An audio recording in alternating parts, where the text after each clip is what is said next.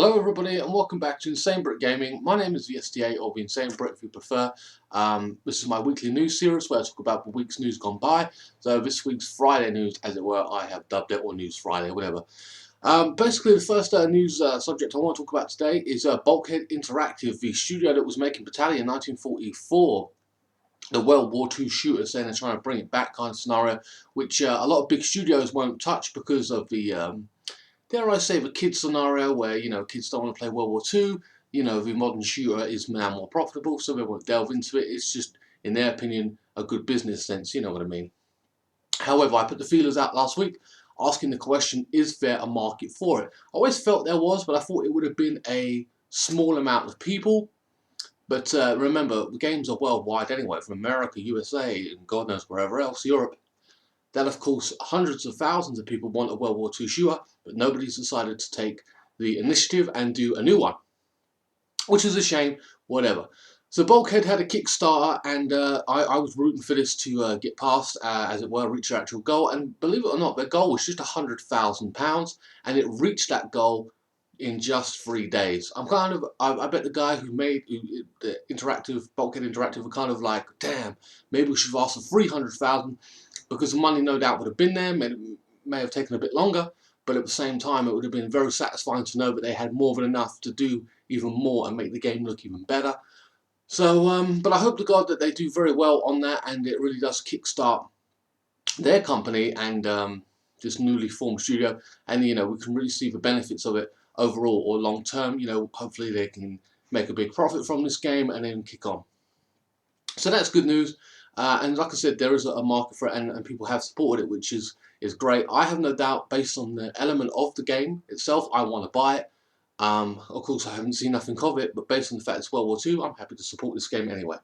Next up is Titanfall 2, which surprisingly will not be on Xbox One only. It'll be on PC and PS4, all platforms apparently. Apparently they're saying it will have a story mode, which is a great thing. I'm happy that a game franchise has decided to have, well, they turned it into a franchise, has decided to have a story to tell an important story about, the Titans and everything else, and, the full-scale story. Put something to it, an element of it where we can all go, wow, that was great, that was a great game, I really enjoyed it, rather than just it was a multiplayer and we just completely forget about the entire game. There's no premise or reason for a lot of people to buy it.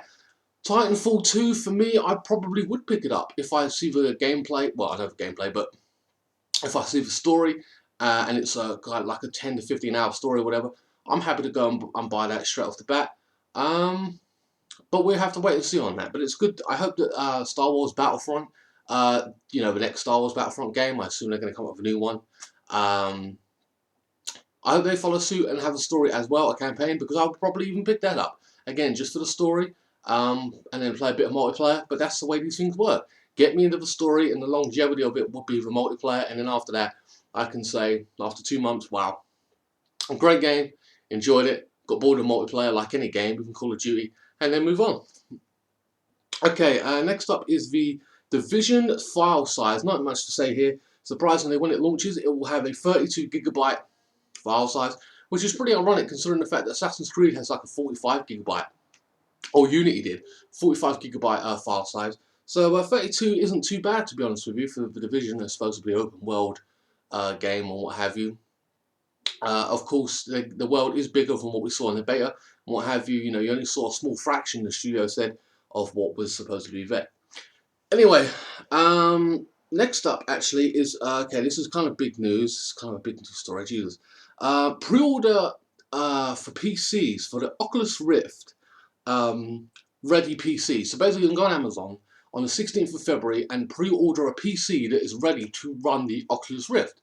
So I just say, I suppose, Oculus Rift ready, and then you click on it, and then that's, and it's like, okay, so this is ready to run it, and you can see the full actual specs. I've got some of those specs here. So you can pre-order on February 16th by Best Buy, Amazon.